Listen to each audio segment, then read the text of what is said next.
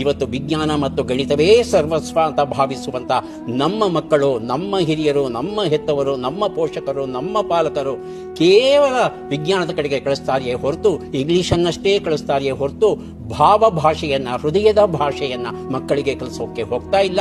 ಹಾಗಾಗಿ ಇವತ್ತು ಕರ್ನಾಟಕದ ಮಲೆನಾಡು ವೃದ್ಧಾಶ್ರಮ ಆಗ್ತಾ ಇದೆ. ಮಕ್ಕಳೆಲ್ಲ ಅಮೆರಿಕದಲ್ಲೋ ಮತ್ತೊಂದಲ್ಲೋ ಒಂದು ಕಡೆ ಹೋಗಿ ಕೂತು ಎಲ್ಲೋ ಒಂದು ಕಡೆಗೆ ಕಾಡ್ತಾ ಇರುತ್ತೆ.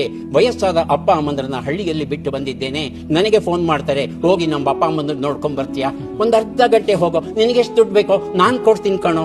ಈ ರೀತಿಯಾದ ದೈನೇಸಿ ಸ್ಥಿತಿಯನ್ನ ತಲುಪಿದ್ದಾರೆ ನಮ್ಮ ಮಕ್ಕಳು. ಇನ್ನ ಹೆತ್ತವರು ಆಯ್ತು, ಅವ್ರ ಬದುಕು ಅವ್ರು ನೋಡ್ಕೋತಾರೆ, ನಮ್ಮ ಬದುಕೇನೋ ನಾವು ನೋಡ್ಕೋತೇವೆ. ಹಾಗಾಗಿ ಎಲ್ಲೋ ಒಂದು ಕಡೆಗೆ ಮಕ್ಕಳು ಮೊಮ್ಮಕ್ಕಳು ಬೇಕು ಬೇಕು ಅಂತ ಆಸೆ ಪಡೋ ಆ ಹೃದಯಗಳಿಗೆ ಅನ್ಯಾಯ ಮಾಡ್ತಾ ಇದ್ದಾರೆ. ಯಾಕೆ ಅನ್ಯಾಯ ಮಾಡ್ತಿದ್ದಾರೆ ಅಂದ್ರೆ ಅವರನ್ನ ಬೆಳೆಸಿದಂತ ಆ ಅಪ್ಪ ಅಮ್ಮಂದರೇ ಕಾರಣ. ನಮ್ಮ ಶೈಕ್ಷಣಿಕ